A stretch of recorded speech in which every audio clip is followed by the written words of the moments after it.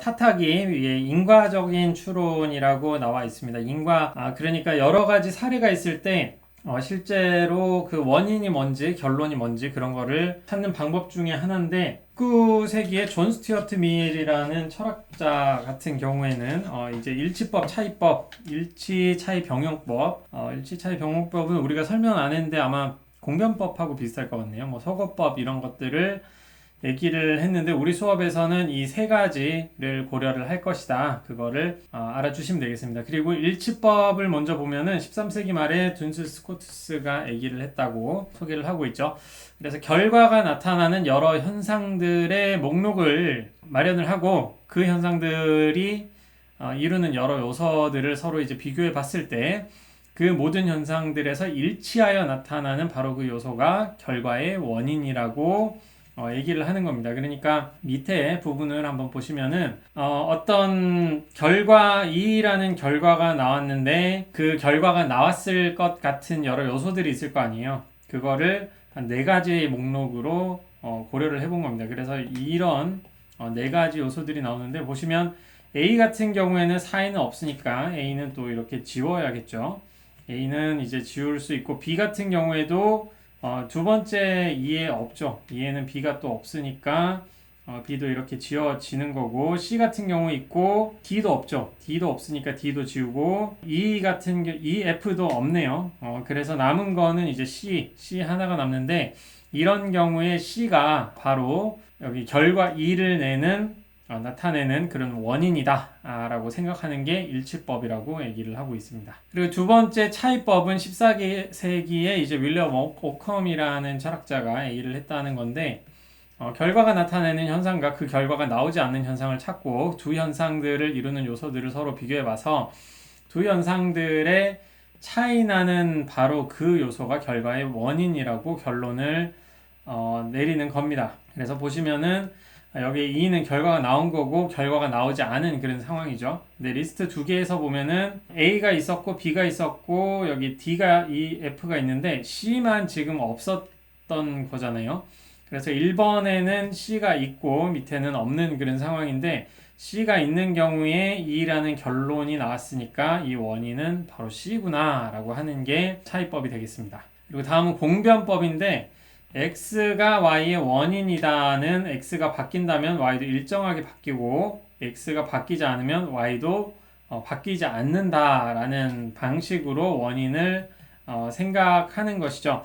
그래서 공변법을 고려할 때는 첫 번째부터 계속 쭉 내려가서 한번 보시는 게 좋은데 첫 번째 A, B, C, D일 때 결론이 EFGH가 나왔고 여기에서 C 플러스 C가 바뀐 거죠. C가 바뀐 그런 상황에서 보니까 E가 이제 플러스가 되는 그런 상황이 나온 거죠. 그리고 세 번째로 C가 이제 플러스에서 마이너스가 된 상황에서 E가 또 마이너스가 되니까 C가 어떤 뭐 예를 들어 가지고 어떤 게 있을까요? 뭐 순이익이랄까 어떤 가게에서 순이익을 고려하는데 메뉴의 가격을 올렸더니 순이익이 올라가고 메뉴의 가격을 낮췄더니 순이익이 내려가더라. 뭐 이런 사례들 있잖아요. 그런 경우가 있을 때 공변법에 의해서 순이익의 원인은 메뉴의 가격이다. 뭐 이렇게 이 메뉴 가격 말고도 여러 가지 있겠죠. 뭐 종업원의 수라든가 뭐 다른 요소들이 있을 거 아니에요. 메뉴의 종류 뭐 그런 것들이 있을 건데 그런 거를 다 비교해 봐가지고 메뉴의 가격을 올리니까 순이익이 올라가고 메뉴 가격을 내리니까 순이익이 내려가고 그런 케이스를 생각을 할 수가 있는 거겠죠. 그렇게 봤을 때 메뉴의 가격이 이 경우에는 뭐 종업원의 수가 아니라 이런 경우에 그러니까 여기에 보이는 C가 바로 메뉴의 가격이라고 할 수 있는 그런 상황에 이렇게 변화된다라고 할 수 있는 것이고 여기 같은 경우에는 이제 가격이 오를 때 순이익이 올라간다 그런 요소만 고려를 했는데 물론 반대의 경우도 마찬가지로 됩니다. 여기서는 그 공변법에 나오고 있는 거는 뭐 오를 때 올라야 된다 그런 식으로 얘기하는 건 아니잖아요. 메뉴의 가격을 내렸더니 순이익이 오르고 메뉴의 가격을 올렸더니 순이익이 내렸다면 이 경우에도 일정하게 변동을 한 거기 때문에 그런 경우에 메뉴의 가격이 이제 그 원인이 된다고 할 수 있는 그런 사례가 되겠죠. 그래서 이런 경우가 이제 공변법이 될 테고요. 그래서 연습 문제로 보면 주어진 문장에 이것도 좀 응용 문제인데 주어진 문장이 가피와 을보의 인과 개념에 맞는지 맞지 않는지 판단할 수 없는지를 고려하시오 라고 해서, 이 경우에는 인과 개념을 우리가 앞에 소개 안 한 개념이 지금 나오는 거죠. 이런 유형이 나올 수 있다는 건데, 인과 개념을 이해하고 여기에 맞춰 가지고 1번과 3번을 이제 판단하는 그런 케이스가 됩니다. 근데 주의를 하실 게 68절 연습문제 가의 8번과 9번은 답이 다르게 나올 수가 있어요. 그러니까 이런 문제 유형이 조금 안 좋은 게 뭐냐면은 8번, 9번 같은 경우에는 오직 일대라는 표현을 써가지고 이 인과관계에 이게 어디에 속하는 건지 그거를 좀 고려하는 그런 문제로 만들어 놨는데, 이면 문장을 조금 뜻이 같은 다른 문장으로 만들었을 때 여기에도 속하고 여기에도 속하는 그런 케이스가 좀 생깁니다. 그래서 아마 7번까지는 괜찮았던 것 같은데 8, 9번이 좀 애매하게 되는 사례가 있을 거예요. 그러니까 그 부분은 책이 있으신 분들은 한번 푸실 때 생각을 해서 한번 보시고, 잘 모르시겠다 하시면은 질문 시간에 한번 저한테 연락을 주시면은 질문 시간에 줌으로 연락을 주시면은 답변을 드리도록 하겠습니다. 그래서 가피의 인과 개념은 x가 y의 원인이다는 x가 일어나지 않으면 y도 일어나지 않는다는 것이고, 이거를 그러니까 이 문제 유형에서는 y가 일어나면 x가 일어난다로 이 문장을 이해하면은 좀 문제가 안 풀리거든요. 그래서 이것만 고려를 해야 된다는 것이고, 이렇게 봤을 때 3번 한번 보면은 어제 건조하지 않았다면 산불이 일어나지 않았겠지만 어제 건조함이 산불의 원인은 아니다 라고 하는 건데, 이 부분이죠. 그러니까 X가 일어나지 않았다면 Y도 일어나지 않는다 라고 하는 거, 이 부분을 원인으로 이제 보는 거죠. 이 부분을. 그래서 그 형식이 동일하다는 것을 아실 수가 있을 거예요. 여기서 어제 건조하지 않았다면 산불이 일어나지 않았을 것이다 라고 고려를 해서, 산불이 일어나지 않은 것에는 건조하지 않았다, 그러니까 어제 건조함이 산불의 원인은 아니다 라고 하는 방식으로 X의 원인을 이제 판단을 하는 거죠. 1번은 을보의 인과 개념을 먼저 보시면은 X가 Y의 원인이라는 X가 일어나면 Y도 일어난다를 뜻한다 라고 하는 것이고, 이 문제도 잘못 좀 파악하시면 안 되는 게, Y가 일어나지 않으면 X가 일어나지 않는다는 형식으로 보시면은 또 밑에 특히 8, 9번 문제 같은 경우에 좀 답이 좀 헷갈릴 수가 있습니다. 그러니까 이 형식에 무조건 맞춘 식으로 문제를 푸셔야 책자의 문제를 맞추실 수 있고, 기말고사에는 이런 종류의 문제는 웬만하면 안 내려고 해요. 그 비형식 오류를 찾는 거하고 다 포함해가지고 뜻이 같은 그 동치 문장을 사용한 문제는 최대한 이제 제외를 하려고 합니다. 그건 참고로만 좀 알아주시고요. 그래서 1번 일보 보면 비만의 원인이 특정 염색체 이상이라는 주장은 그런 염색체의 이상이 있는 경우 반드시 비만이 나타난다는 것을 뜻한다. 그러니까 이 부분이죠. 그런 염색체 이상이 있는 경우 반드시 비만이 나타난다. 이게 염색체 이상이 있으면 비만이 나타난다 라고 하는 거니까, 이 경우는 이제 을보의 개념을 따르는 거겠죠. 을보의 개념이고 이건 가피의 개념. 그리고 이 문제에서 원하는 거는 개념이 맞는지 맞지 않는지 판단할 수 없는지를 말한다고 했으니까, 이 경우에는 을보의 개념에 맞는 거죠. 염색체 이상이 있는 경우에 비만이 나타난다는 거니까 비만의 원인이 염색체 이상이 되는 거죠.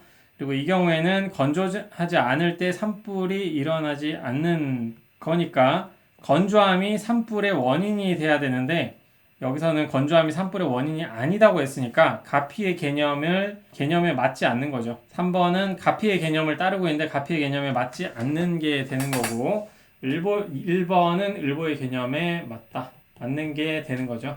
그렇게 보시면 되겠습니다. 다음은 69절은 이제 추론 그림이라고 하는 건데, 추론 그림은 우리가 자연연역 체계를 우리가 배웠잖아요. 자연연역 체계를 우리는 그 피치 방식으로 좀 배우셨는데, 사실은 그 그림 형식으로도 사실은 제시를 할 수가 있어요. 근데 책의 저자이신 김명석 교수님은 그거를 좀 고려는 안 하신 것 같고, 아셨더라도 좀 우리가 차근차근 이끌기 자연연역을 좀 약간 보셨으면은 추론 그림이 거의 뭐 그대로 나오는데, 예를 들어 가지고 A이고 B로부터 1번으로부터 해서 뭐 우리는 글을 적고 이래서 뭐 B 뭐 이런 식으로 나오는 뭐 3번 4번 이렇게 했었잖아요. 근데 최근에 좀 학술적으로 그 스트럭처를 판단하기 위해서 좀 사용하고 있는 자연연역 체계는 약간 그림 형식으로 많이 사용을 합니다. 그래서 A이고 B면 B에서 이제 이고 없애 같은 거를 하면은 뭐 B가 이렇게 딱 나오는 거고, 뭐 만약에 여기서 그림처럼 자연연역을 쓸 수 있다는 것만 말씀을 드릴게요. 뭐 가정이라고 해서 뭐 거짓이다 너나 뭐 이면 넣기 시작 뭐 그렇게 했었잖아요. 가정하는 거. 가정은 보통 이렇게 해가지고 B가 거짓이다 뭐 이렇게 해서 여기에서부터 이제 우리가 안 배운 규칙이 나오네요. 어쨌든 어떤 규칙을 써가지고 뭐 이런 것도 나오고, 거기에서 거짓이다 너 이렇게 쓰시면, 물론 기호는 달라요. 뭐 여기서는 B가 거짓인 것이 거짓이다 뭐 한글로 적은 거 지금 다 기호로 적겠죠. 뭐 여기에서 이제 거짓이다 없애 같은 거를 여기 좀 사용을 하시면은 뭐 B가 나온다든가, 여기 이렇게 줄을 그어서 이런 식으로 나무가지처럼 이렇게 만드는 그런 풀이 방식이 있는데, 뭐 기회가 되시면 어디서 여러분들도 좀 배우실 수 있지 않을까.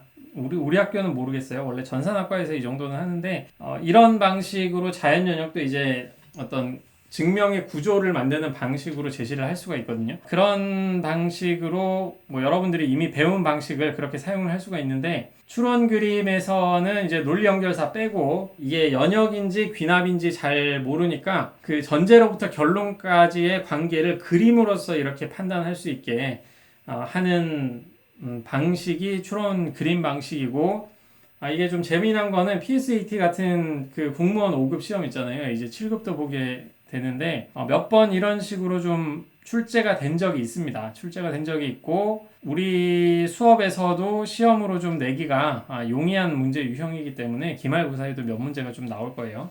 그래서 추론 그림을 보실 때 먼저 아셔야 될 거는 논증이 뭔가, 계속 우리가 해왔던 거죠. 논증이라는 거는 전제들과 결론 및 전제들로부터 결론을 이끄는 추론 규칙의 모임이다 라고 돼 있는데, 뭐 아주 당연한 얘기죠. 논증이라고 하는 거는 어떤 전제들과 결론의 말묶음이라고 말씀드렸고, 최근에는 거기에서 이제 추론 규칙이라고 하는 우리 자연연역 배웠잖아요. 차근차근 이끌기에 사용했던 그 규칙들로 이루어져 있는 거를 요즘에는 보통 논증이라고 하고, 논증의 한 사례 중에 하나로 이제 뭐 수학적 증명이라든가 이런 증명 개념도 좀 많이 동일하게 요즘엔 집어넣고 있습니다. 여러분들이 수능 시험 같은 거를 준비를 하실 때는 그 문제들이 전부 다 언어 영역 문제들이 다 논증을 가지고 있지는 않죠. 거기서 이 글의 주제는 하고 설명을 하고 있잖아요. 그러니까 시나 어떤 소설 같은 것들을 얘기를 할 때는 이 글의 주제가 무엇인가 뭐 그런 식으로 나오고, 그런 글에는 이제 논증이 거의 없을 텐데, 이제 대학 들어오셔서 웬만한 수업들은 대부분 이제 논증을 포함하고 있다라는 거를 아실 수가 있을 거예요. 그래서 논증은 최소한 평서문으로서 참거짓이 될 수 있는 그런 전제들과 결론으로 이끌어진 말 묶음이고, 그거 전제와 결론을 전제로부터 이제 결론을 이끌어내는 그런 규칙들의 모음을 거칠게 말해서 이제 논증이라고 얘기를 하고 있고, 이 사례 중에 하나로 뭐 증명도 좀 다 포함을 시키는 경향이 있다. 그 정도로 말씀을 드리면 되겠고요. 다음은 이제 추론 그림 같은 경우에는 우리가 이제 69절과 70절까지 추론 논증 그림이라고 하는 거, 최종적으로 이거를 좀 알기 위해 도입한 개념입니다. 그래서 추론 그림은 전제로부터 결론을 이끌어내는데 사용되는 하나의 추론 규칙을 간소화해서 그림으로 나타낸 것을 추론 그림이라고 보시면 되고, 논증 그림은 추론 그림을 다 이제 포함을 시킨 거죠. 그래서 아까 보시면은 이제 우리가 사용하는 자연 연역도 추론 그림이라고 할 수 있는 부분은 뭐 요 정도가 되겠죠. 추론 그림, 전제와 결론, 그리고 규칙 있는데, 추론 그림으로 지금 하는 거는 이거보다 훨씬 간소화하는 거고, 이런 어떤 규칙을 가지고 있는 전제와 결론 이 자체도 아주 작은 하나의 논증이 되는데, 이런 것들이 다 논증으로 고려될 수 있죠. 이런 하나의 논증은 다른 논증을 다 가지고 있는 게 되니까, 그래서 이게 결론이면 이게 전제고, 이 문장은 전제이면서도 이 논증의 결론이 또 되는 뭐 그런 상황이잖아요. 그래서 이런 거를 다 모았을 때, 여기에 추론 그림을 작은 것들을 다 모았을 때, 자연 연역으로 치면은 전제와 결론을 규칙으로 이렇게 만들어 놓은 것들을 다 모았을 때 전체가 하나의 큰 증명이 되는데, 증명이나 큰 논증이 되는데, 우리 논증 그림에서는 아마 요런 거를 간소화한 거를 이제 논증 그림이라고 또 얘기를 할 겁니다. 그런 식으로 나간다는 거 생각을 해주시고요. 그래서 추론 그림 먼저 해보면, 반드시 추론의 추론이 있고 우리는 또 아마도 추론이 있잖아요. 그러니까 연역과 귀납이 있기 때문에 그거를 어떻게 나누느냐 그 얘기를 먼저 하겠습니다. 첫 번째, 기억은 쿼크는 질량을 갖고 있고 이고 문장이죠. 전하량을 갖고 있다. 따라서 쿼크는 전하량을 갖고 있다. 이고 없애를 하는 문장이잖아요. 그러니까 기억으로부터 이고 없애가지고 니은이 지금 나오는 상황이고 이고 없애를 하기 때문에 전제가 참일 때 결론은 반드시 참인 거죠. 그럴 경우에 여기서는 혼자서 뒷받침이라고 또 얘기를 하고 있는데 또 반드시 추론이기도 하죠. 연역 추론이죠. 그러니까 화살표를 기억으로부터 니은이 따라 나온다. 이거를 화살표를 그으시는데 줄을 하나 그으시고 그 점선이 아니라 실선으로 쭉 긋는 방식으로 이렇게 적어주시면 됩니다. 그리고 다음은 미보는 몸이 튼튼하다. 따라서 아마도 미보는 감기에 잘 걸리지 않는다. 이거는 어떤 튼튼한 사람들의 대부분이 감기에 걸리지 않으니까 그 얘기를 여기서 하고 있는 건데 이 경우에는 아마도가 있듯이 아마도 추론이죠. 이거는 귀납 추론이 되기 때문에 기억을 적어주시고 줄 그어주시고 니은을 뒷받침한다 라는 뜻인데 이때는 이렇게 점점점 해가지고 뒷받침하는 방식으로 적어주시면 되겠습니다. 아마도 추론은 점이고 이거는 쭉 끊는 거고요. 뭐 그런 식으로 보시면 되고요. 그래서 반드시 추론의 추론 그림인데 뭐 힘을 모아 뒷받침 좀 개념이 어려운데 이런 개념은 외우실 필요는 없어요. 어떻게 쓰는지 정도만 아시면은 기말고사 때 뭐 충분히 하실 수 있을 겁니다. 그래서 기억은 춤을 좋아하는 사람들은 삶을 즐길 줄 안다. 니은은 펭수는 춤을 좋아한다. 따라서 펭수는 삶을 즐길 줄 안다라고 하는 건데 이거는 춤을 좋아하는 사람들은 모두라는 게 좀 생략된 걸로 볼 수 있겠네요. 그래서 양화 문장으로 되어 있는 것이고 모든 실제로는 모든 A는 B라는 문장에서 모두 없애를 해서 X가 여기 펭수가 돼야 되겠네요. 펭수는 P로 할게요. P가 A이면 P는 B다를 얻을 수가 있는 거고 요게 기억이죠. 그리고 니은 문장 같은 경우에는 P가 A다 이죠. A가 이제 춤을 좋아한다 라고 하는 거니까 그래서 여기에서 이면 없애를 하는 거고 이면 없애 그러면은 P는 B다 라고 하는데 이게 디귿이잖아요. 그 자연연역 우리 배운 거 창작은 이끌기 지금은 좀 그림처럼 적었지만 무슨 얘기인지 아실 거예요.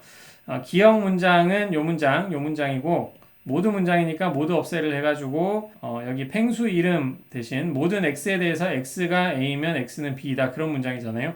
그래서 모두 없애가지고 얻은 거를 P는 여기 펭수고 펭수가 A면 펭수는 B다. 그러니까 펭수가 춤을 좋아하는 사람이면 펭수는 삶을 즐길 줄 안다 라는 문장으로 이제 모두 없애를 얻으면은 니은이 펭수는 춤을 좋아한다 라는 거죠. 펭수는 춤을 좋아한다. 그럼 이면 없애를 할 수 있으니까 이면 없애를 하면은 펭수는 삶을 즐길 줄 안다. 그게 또 디귿이죠. 그래서 이런 종류의 논증인데 여기에서 이제 규칙 같은 거를 다 간소화해서 기역과 니은을 통해 가지고 우리가 디귿을 얻을 수 있다. 이거를 표현하는 거죠. 여기에 보신 규칙들을 사용하는 거는 다 연역이잖아요. 그러니까 기역, 니은이 참이면은 디귿은 반드시 참이 되는 거죠. 연역이 추론이니까 점점점 하지 마시고 반을 직선을 이렇게 써주시고 이런 규칙 같은 거 이제 쓰실 필요 없이 기억이란 전제와 니은이란 전제로부터 디귿이 그냥 나왔다라고 하는 거니까 여기 플러스 적어가지고 이런 식으로 논증 그림을 바로 그려주시면 되겠습니다. 이런 식으로 하는 거고요. 그리고 다음은 이제 아마도 추론이죠. 아마도 추론을 한번 보시면은 철학을 좋아하는 사람은 대부분이죠. 유럽 철학을 좋아하고 은혁은 철학을 좋아한다. 따라서 아마도 은혁은 유럽 철학을 좋아한다 라고 하는 건데 기역과 니은이 합쳐져서 이걸로부터 이제 그 기역과 니은이 참이면은 결론이 항상 참은 아니겠지만 높은 확률로 높은 그 신빙성 있는 방식으로 좀 추론을 하자면 디귿이라는 게 거의 그럴 테니까 그거를 설명을 할 때는 기역과 니은 플러스로 적어주시고 디귿을 이끌어냈는데 아마도 추론이니까 점점점에서 이렇게 적어주시면 되겠습니다. 그래서 추론 그림, 아마도 추론 그림에 따로 모아 뒷받침 뭐 이런 건데 아마도 추론도 있지만 아마도 추론 밖에 없겠네요. 이 경우는 어떤 경우에는 아까는 플러스였잖아요. 기역과 니은 플러스 형식이었는데 이거는 뭐냐면은 기역의 어떤 사례로서 니은이 이면 없애 방식처럼 결합해가지고 이제 디귿을 이끌어내는 그런 형식을 고려를 했던 거고 이건 점점점이 돼야 되겠죠. 그 이외에 기억만 디귿을 이렇게 뒷받침할 수가 있는데, 귀납 추론 같은 경우에는 결론 자체가 항상 반드시 추론은 아니기 때문에 다른 전제가, 새로운 전제가 하나 나와가지고 결론을 뒷받침해주면은 그 논증이 보통 강화된다, 결론이 더 믿을만하다라고 여기게 되거든요. 그래서 서로 다른 전제들이 동일한 결론을 뒷받침해주는 여러 사례들이 있기 때문에 꼭 전혀 이렇게 합쳐져서 뒷받침을 하지 않더라도 기역이 따로 디귿을 뒷받침하고 니은이 또 따로 디귿을 뒷받침하는 그런 사례를 또 고려를 할 수가 있습니다.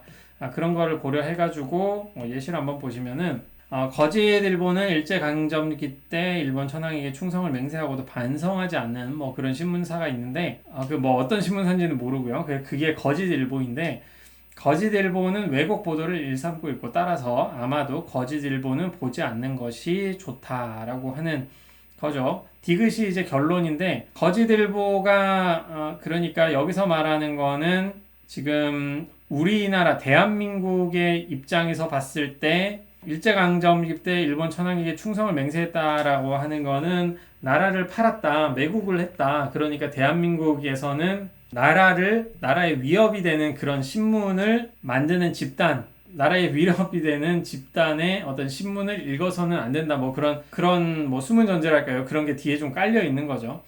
그래서 우리나라에 해가 되는 집단이 만드는 신문은 보아서는 안 된다라고 하는 결론을 이렇게 이끌어냈는데, 그게 좀 귀납적으로 그런 사례가 되는 거잖아요. 그러니까 실제로 나라를 팔아먹은 어떤 집단이 있는데, 그 집단에서 나온 신문이 실제 사실을 전달을 할 수도 있는 거고, 실제 사실을 전달했을 때 그 신문을 뭐 보지 않는 것이 좋다라는 결론이 나오지 않을 수도 있잖아요. 이거 외에도 실제 뭐 기억이라고 하더라도 어떤 집단의 입장을 보기 위해서 신문을 또 읽어야 되는 그런 사례들도 있을 거고, 그래서 이 전제가 참이라고 해서 디귿이 항상 참은 아닌데, 높은 확률이나 뭐 많은 사례로 보통 기억이 참인 경우에는 니은이 어느 정도 이제 참이라고 인정하는 케이스가 있으니까 기억만으로 아마도 추론으로 디귿을 이렇게 얻는 거고요.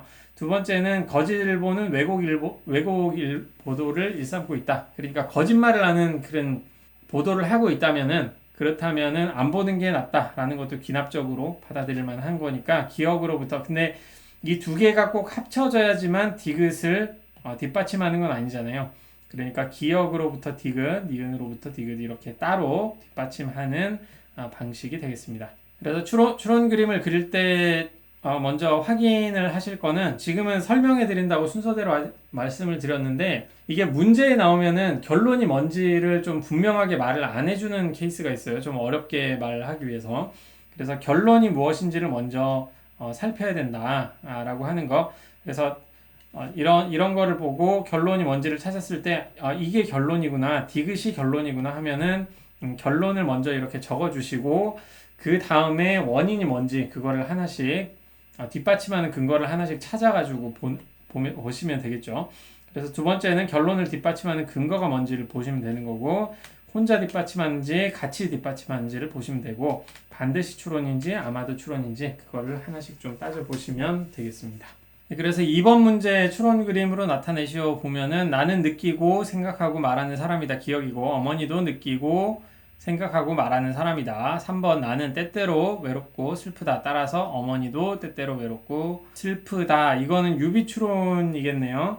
유비추론은 첫 번째로 내가 느끼고 생각하고 말하는 사람이라는 것과 어머니가 느끼고 생각하고 말하는 사람이다. 그러니까 어머니와 내가 두 가지 속성을 다 동일하게 가지고 있다라는 거를 전제를 해야 되는 거죠. 그러니까 플러스가 되는 것이고, 그 다음에 나는 때때로 외롭고 슬프다라는 걸로부터 어머니도 때때로 외롭고 슬프다를 얻는 거니까, 아까 그 말씀드린 방식으로 하면 따라서니까 리을이라는 결론이 어떻게 나오느냐, 리을이 먼저 결론이고 기억, 니은, 디귿이 전부 다 이제 합쳐져 가지고 이거를 뒷받침한다고 보셔야겠죠. 근데 아마도 추론이니까 이런 식으로 적어야 되겠죠. 3번 문제 보시면은, 지난 30년 동안 주식시장이 보여주듯이 경기 침체 후 회복되는 첫 해의 주식은 채권보다 대체로 수익성이 높다. 따라서 아마도 올해는 주식이 채권보다 수익성이 높을 것이다는 니은, 니은이 결론이 되는 거고, 왜냐하면 올해는 경기 침체 후 회복되는 첫 해이기 때문이다. 결론이 올해 얘기죠. 결론이 올해 얘기고, 기억이 말하는 거는 예전에 있었던 예측 상황을 말하는 거고, 니은은 이제 올해 주식이 디귿이죠. 디귿이 올해는 경기 침체 후 회복되는 첫 해이다 라는 건데, 디귿만으로 니은을 지지를 할 수도 없고 둘 다 이제 합쳐야 되는 거죠. 근데 지금 보여주는 거는 전제들이 기억 디귿이 참이라고 해서 반드시 참인 건 아니니까 이 경우에도 이제 귀납 추론으로 점점점 해서 뒷받침하는 방식으로 그리면 되겠습니다. 그리고 6번, 인공지능은 대부분 나 개념을 가지지 못한다. 알파고는 인공지능이다. 알파고는 나 개념을 갖지 못한다. 만일 알파고가 나 개념을 갖지 못한다면 우리는 알파고가 설사 지능을 갖고 있다 하더라도 지성을 갖고 있다고 말할 수 없다. 따라서 우리는 알파고가 설사 지능을 갖고 있다 하더라도 지성을 갖고 있다고 말할 수 없다라고 하는데, 결론은 먼저 따라서 이 부분이죠. 결론을 먼저 미음으로 얻을 수가 있는 거고요. 그런 하에서 인공지능 대부분은 나 개념을 갖지, 미음을 이끌어내기 위해 뭐가 있어야 되냐, 이걸 보시면은 이거는 좀 연역이겠네요. 나 개념을 갖지 못한다면 우리는 알파고가 지능을 가져도 가지고 있다고 할 수 없다. 이 부분이 동일하죠. 이 부분이 여기 이 밑에 부분이 미음이네요. 밑에 부분이 미음이니까 리을에다가 디귿을 통해 가지고 이면 없애를 한 거죠. 나 개념을 갖지 못한다 라고 하는 거니까 이면 없애를 한 거니까 이거는 연역이 되겠네요. 이 부분은 연역이 되는 것이고, 미음과 리을 디귿을 사용을 했으니까 기억 니은을 보시면은 인공지능 대부분은 나 개념을 갖지 못한다. 알파고는 인공지능이다. 그래서 디귿이 이 경우에는 결론이 되겠네요. 기억 니은을 통해 가지고 디귿을 얻었다 라고 해야 되겠네요. 그래서 기억과 니은이 합쳐져 가지고 디귿을 뒷받침하는 거니까 이 경우에는 아마도 추론으로서 기억과 니은이 합쳐져서 디귿을 뒷받침하고 그 다음에 리을과 디귿이 합쳐져서 이제 미음을 뒷받침하는 그런 방식이 되겠습니다. 그래서 이게 또 답이 될 거고요. 이제 추론 그림을 냈으니까 논증 그림으로 가야겠죠. 추론 그림은 작은 전제와 결론들 간의 관계라면은 그것들이 이제 합쳐졌을 때 논증 그림이 이제 된다는 거, 그거를 생각을 해주시고요. 그래서 논증 그림 예시로 이런 것들이 나오는데, 추론 그림 그릴 때 확인사항 아까 말씀드렸으니까 예시부터 하나씩 보시면, 아까 나온 그 예시죠. 이번 도서관 그 예시인데 슬라이드를 보시면서 여러분들 시간 있으시면은 한번 먼저 그려보세요. 앞에 보이는 그 예문이 이거고요. 기억은 이번 도서관책 훼손 사건의 범인은 가울이거나 나빈이다. 그러나 가울은 언제나 다솔과 함께 공부한다. 어쨌든 디귿, 다솔에게는 그가 도서관 책을 훼손하지 않았으리라는 몇 가지 증거가 있다. 그러니까 리을 다솔은 범인이 아니다. 이렇게 본다면 미음, 가울도 범인이 아니다. 결국 나빈이 이번 도서관 책 훼손의 범인이다. 실제로 예전에 도서관 책을 훼손한 적이 있다라고 나와 있는데, 결론은 먼저 비읍이죠. 비읍을 먼저 찾으시면 되는 거고, 밑에 보시면 실제로 나빈은 예전에도 도서관 책을 훼손한 적이 있다. 예전에 했으니까 지금도 이번에도 그랬을 것이다. 이거는 그 자체만으로 뒷받침을 하는데 아마도 추론의 뒷받침이라고 좀 보시면 되겠죠. 그래서 시옷으로부터 비읍이 바로 나올 것이고, 이외에 또 비읍에 대한 이유가 있는가를 한번 찾아보시면은, 기억을 한번 보시면 이번 도서관 책 훼손 사건의 범인은 가울이거나 나빈이다 라고 나오잖아요. 이거나 문장인데 이것과 리을이 다솔은 리을이 아니라 미음이네요. 가을도 범인이 아니다. 가울이 범인이 아닌 거를 여기에 이면 없애를 할 수가 있죠. 이거나 없애를 할 수가 있죠. 이거나 없애를 하고 그걸로부터 이제 나빈이 도서관의 범인이다라는 게 나올 수가 있으니까 기억 플러스 미음을 해서 이걸로부터 이제 비읍이 나올 수가 있는 그런 상황이 되겠죠. 이런 두 가지 상황을 여러분들이 확인을 할 수가 있고요.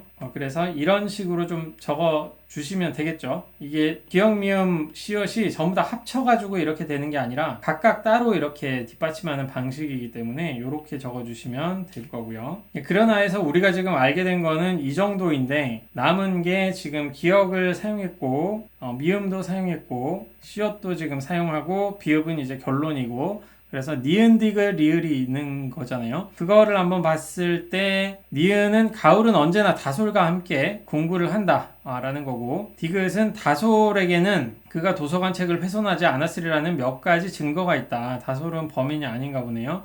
다솔은 범인이 아니다. 지금 리을이 다솔은 범인이 아니다라고 얘기를 하고 있고, 다솔에게는 도서관 책을 훼손하지 않았으리라는 몇 가지 증거가 있다. 알리바이가 있다는 거잖아요. 근데 그 알리바이가 이제 연역적인 것보다는 어떤 증거라고 보통 얘기를 하고 있기 때문에 반드시 참이라고는 좀 보기가 힘들겠죠.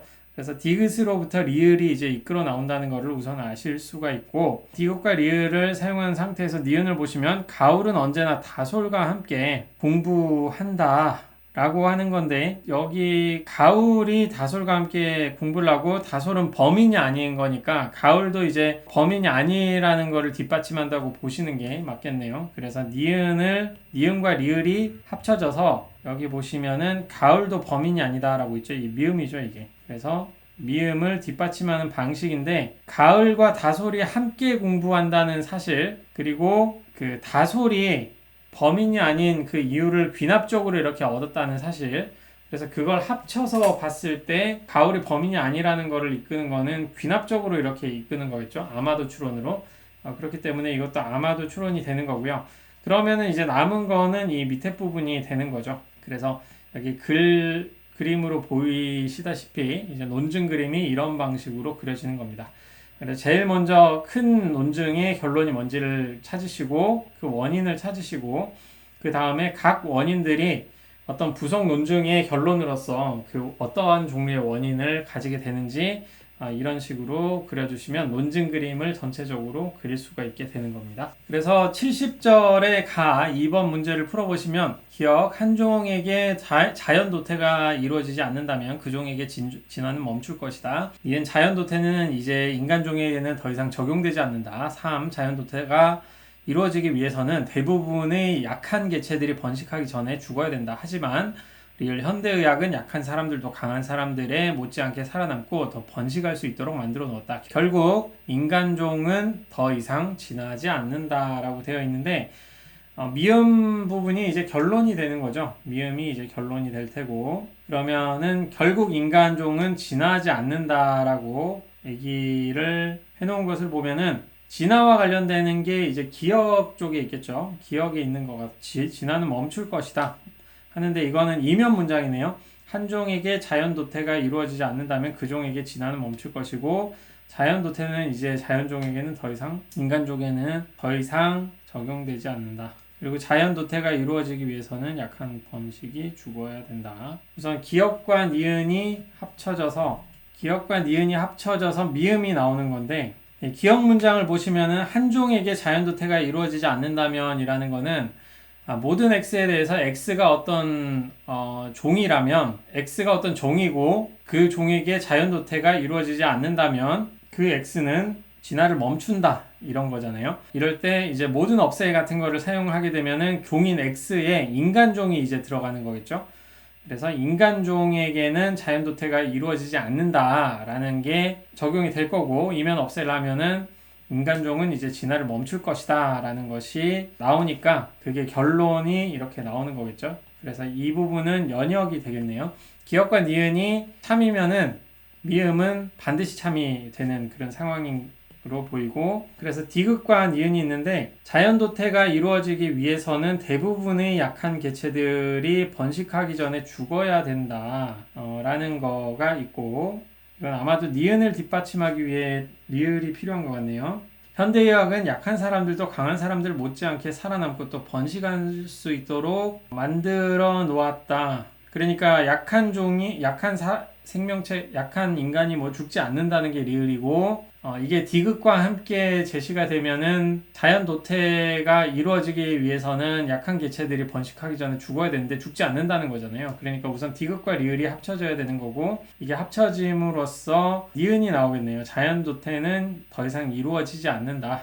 라고 하는 게 나오는데 여기서 중요한 거는 자연 도태가 이루어지기 위해서는 대부분의 약한 개체들이 번식하기 전에 죽어야 된다라는 게 디귿이고, 리을은 현대의학은 약한 사람들도 강한 사람들 못지않게 살아남고 또 번식할 수 있도록 만들어 놓았다라고 하는 거죠. 그래서 리을과 디귿과 리을이 이제 참이면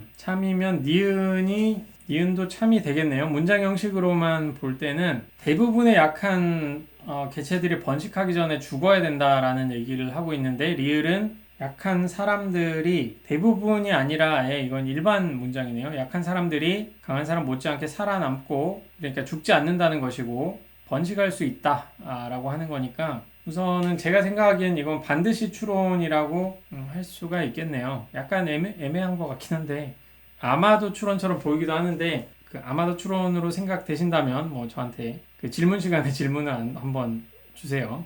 지금 문장의 형식으로는 좀 반드시 추론이 아닌가 그렇게 생각이 됩니다. 그래서 책자의 답안지에는 반드시 추론이라고 돼 있는데 약간 애매하긴 하네요. 어쨌든 뭐 질문 있으시면 하시고 이런 식으로 그려진다는 거 좀 확인하시면 되겠습니다. 네, 그럼 마지막으로 강화와 반론인데, 강화와 반론이라는 거는 어떤 논증이 있을 때 그 논증을 강화하는가 약화하는가 하는 근거들에 대한 문제이고요. 보통은 논증을 강화한다라고 하는 거는 그 논증이 말하고 있는 주장, 논지, 결론을 강화한다라고 보통 얘기를 하고 있습니다. 근데 논증이란 자체가 논증의 어떤 큰 논증의 결론을 뒷받침하는 전제가 또 다른 논증의 결론이 될 수도 있기 때문에 그런 부분을 좀 생각할 필요가 있는 거고요. 그대로 한번 그 논증에 대한 얘기부터 다시 한번 우리가 복습을 해보면은, 보통 논증이라고 하면 전제와 결론으로 이루어진 말묶음이라고 했는데, 전제, 근거, 논거는 같은 의미로 사용되고 있다. 그거 말씀드렸죠. 그리고 결론이라는 것도 결론, 주장, 논지가 거의 같은 의미로 사용되고 있다는 거, 그 말씀을 드렸습니다. 세부적으로는 약간씩 다를 수는 있어요. 중요한 개념 중에 하나는 강화, 약화, 반론에 대한 건데, 강화라고 하는 거는 어떤 논증을 강화한다, 결론을 강화한다, 논지를 강화한다, 이거는 기본적으로 결론, 주장, 논지를 강화하는 어떤 상황을 말하는 것이고, 결론을 더 강화한다는 거는 새로운 전제를 주든가, 아니면 결론을 뒷받침하는 새로운 전제를 주든가, 이미 있는 전제들을 더 강화시키는 어떤 증거를 제시하든가 뭐 그런 거겠죠. 그리고 약화는 보통 다른 이의 논지를 덜 그럴듯하게 만드는 이에요. 또는 논지 약화라고 하는데, 하나의 논증만을 고려를 할 때 약화한다라고 하는 거는 이 결론을 부정하는 다른 전제를 제시를 하든가, 아니면 전제가 참이 아니다 라는 걸 보이든가, 전제가 참이더라도 이 결론을 뒷받침하지 못한다 라는 걸 보이는 게 보통 약화가 되고, 약화와 반론은 거의 같은 의미로 사용이 될 수가 있겠죠. 그러니까 반론은 다른 사람의 논지가 받아들이기 어렵다는 것을 보이는 걸로 반박 또는 논박이 되는 겁니다. 그래서 여러분들이 이제 여러분들 전공으로 들어갔을 때에도 어떤 논증이 상대방의 입장에 대해서 비판을 제기를 할 때, 그럴 때 정당하게 비판을 제시하는 방법은 상대방의 결론이 이제 참이 아니다라는 것을 보이는 건데, 참이 아닌 그 전제를 제시를 한다든가, 상대방의 전제가 참임을 받아들이더라도 결론이 나오지 않는다는 걸 보이든가, 혹은 그 전제 자체가 이제 실제로 참이 아니다 이런 걸 보이는 게 보통 반론이고 약화하는 방식이겠죠. 그 구조를 좀 이해하시면은 그리고 익숙해지시면은 좀 반박을 제시하기가 좀 수월하실 겁니다. 그래서 올바른 논증이라고 하는 거 우리가 초기에도 좀 약간 하긴 했는데, 올바른 논증은 전제가 참여해야 되고, 우리가 튼튼한 논증 한번 생각해 보세요. 그리고 수문 과정은 보통 보이진 않는데 이것도 참여해야 되고, 그리고 결론도 참여해야 되겠죠. 그리고 타당한 논증 같은 경우에는 전제가 참이면 결론이 당연히 또 참일 테니까. 그리고 이게 단순히 참인 게 아니라 이 참이 결론을 잘 뒷받침해 준다, 그런 게 있어야지 올바른 논증이 되는데, 강화와 약화는 이런 기본적인 구조를 보고 한번 생각을 해보시면 됩니다. 그래서 강화하는 요소라는 거는 결론을 뒷받침하는 새로운 전제를 여기에 제시하면 되는 거죠. 그리고 두 번째는 주어진 전제가 결론을 잘 뒷받침해 준다는 것을, 이 전제들이 이 결론을 뒷받침해 준다는 추가적인 설명을 또 제시를 해준 것도 강화가 될 수 있고, 전제나 수문 과정이 이게 참이라는 것을 더욱 그럴듯하게 보여주는 이 전제가 귀납 같은 경우에는 반드시 참으로 안 보일 수 있잖아요. 그러니까 그런 귀납을 더 강화해주는 그런 또 다른 전제를 준다든가 뭐 그런 방식으로 제시를 하는 게 이제 강화와 반론, 강화하는 요소라고 볼 수 있겠습니다. 네, 그러면 강화하는 요소의 예시를 한번 보시면 30세에서 60세 나이의 성인 중 하루에 담배 반갑을 피우는 사람 100명, 한갑을 피우는 사람 100명, 두갑을 피우는 사람 100명을 임의로 모아서 3개의 표본을 만들었는데 이 표본들에 대해 지난 10년 동안 폐암 발병률을 조사했다. 그 결과 담배를 많이 피우는 사람들로 이루어진 표본일수록 폐암 발병률이 높았다. 따라서 흡연은 폐암의 원인들 가운데 하나이다 라고 하는 거죠. 그래서 따라서 부분이 흡연이 폐암의 원인들 가운데 하나이다가 결론이 되는 거잖아요. 그리고 이 부분이 이제 원인이 되는 거죠. 그 결과 담배를 많이 피우는 사람들로 이루어진 표본이 폐암 발병률이 높았다 라고 하는 게 이제 전제가 되는 거니까, 강화한다면은 이거를 더 좀 강화시켜주는 그런 전제가 나오든가 또 다른 전제가 나와서 결론을 뒷받침해 주든가, 이게 뒷받침을 얼마나 잘하는지를 이제 더 보강시켜주는 그런 논리가 나온다든가 그런 거를 좀 찾아야겠죠. 그래서 첫 번째 보시면 별도의 대조 실험에서 비흡연자들의 폐암 발병률은 매우 낮았다. 그러니까 자세히 보셔야 될 게 흡연이 폐암의 원인이라고 하는 거죠. 흡연이 폐암의 원인이다 라고 하는 거를, 그 원인 자체가 흡연이다 라고 하는 것이니까 비흡연자들이 폐암 발병률이 매우 낮다 라고 하는 거는 담배를 안 필 때 폐암이 안 생긴다 라고 하는 거니까 이거는 결론을 뒷받침해주는 강화의 요소가 될 수가 있겠죠. 이 경우에는 첫 번째 같은 경우에는 결론을 뒷받침해주는 새로운 전제를 줌으로써 강화하는 거고요. 두 번째는 간접 흡연으로 담배 연기에 노출된 기간이 긴 사람일수록 폐암 발병률이 높았다 라고 하는 건데, 간접 흡연을 그러니까 간접 흡연도 흡연으로 이제 집어 넣었을 때 간접 흡연도 흡연으로 집어 넣었을 때 폐암 발병률이 높아진 거니까 새로운 전제를 하나 더 추가를 한 거죠. 그러니까 이것도 강화를 한다고 할 수가 있는 것이고, 공해 물질이나 유해한 먼지 등이 폐암 발병과 상관된다라고 되어 있는데, 그러니까 이거는 담배가 폐암의 원인이 아니라 공해 물질이나 유해한 먼지 같은 게 폐암의 원인이 되는 것이다 라는 맥락으로도 보여요.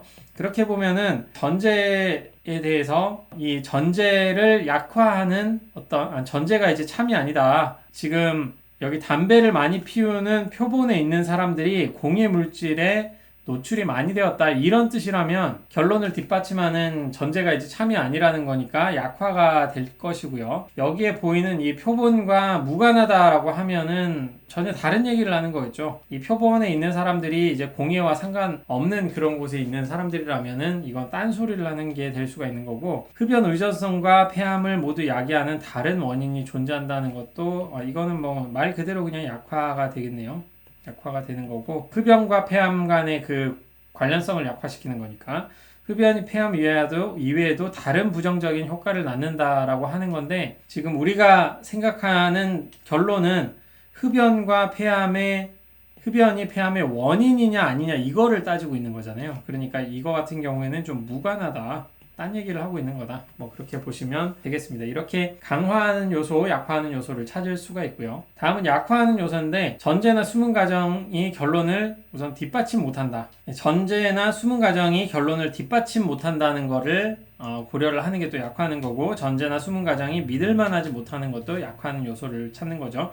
그리고 수문 과정을 받아들일 수 없다는 것을 보이는 것도 약화하는 것이고, 결론이 거짓인 거를 보여주는 명백한 사례를 보여주는 것도 이제 약화하는 거라고 하죠. 여기 밑에도 보시면은 이런 명백한 사례를 보통 이제 발레라고 한다. 그것까지 아시면 되겠고요. 그래서 결론을 반박하는 약화하는 요소의 예시를 한번 보시면은, 착한 것과 못된 것에 대한 아주 많은 불일치가 과거부터 현재까지 늘 있었고 아마도 앞으로도 계속 있을 것이라는 주장은 윤리와 관련하여 가장 널리 받아들여진 주장이다. 예컨대 소나 돼지를 먹는 것이 괜찮은 것인지에 대해 문화마다 다르게 판단한다. 나아가 그 판단은 한 문화 안에서도 시대마다 다르다.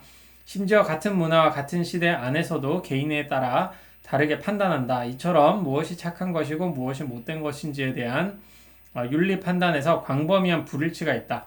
이것이 옳다면 사람들의 윤리 원칙은 시간과 장소와 상황에 따라 다르다. 따라서 윤리 원칙은 시간과 장소와 상황에 따라 다르다.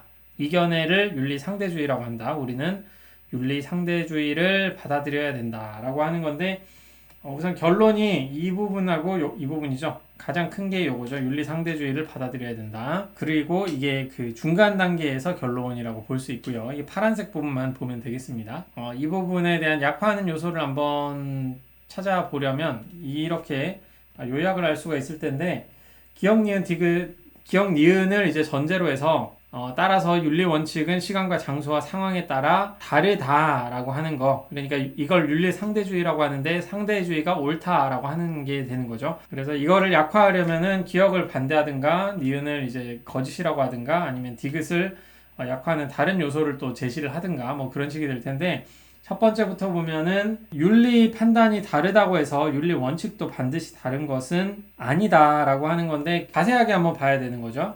기억에는 윤리 판단에 대한 얘기를 하고 있는 거고, 니은은 윤리 원칙에 대한 거를 얘기를 하고 있는 거고, 디귿은 결론은 윤리 원칙에 대한 얘기를 하고 있는 거네요. 그래서 기억이 말하는 거는 윤리 판단에 불일치가 있다라는 것이고, 기억이 옳다면 이제 니은이 옳아야 되는데, 사람들의 윤리 원칙은 시간과 장소와 상황에 따라 다르다라고 하는 게 니은이고, 그러니까 기억을 통해서 니은을 이제 주장을 하고, 니은을 통해서 디귿을 주장하는 구조를 가지고 있는데, 윤리 판단이 다르다고 해서 윤리 원칙도 반드시 다른 것은 아니다.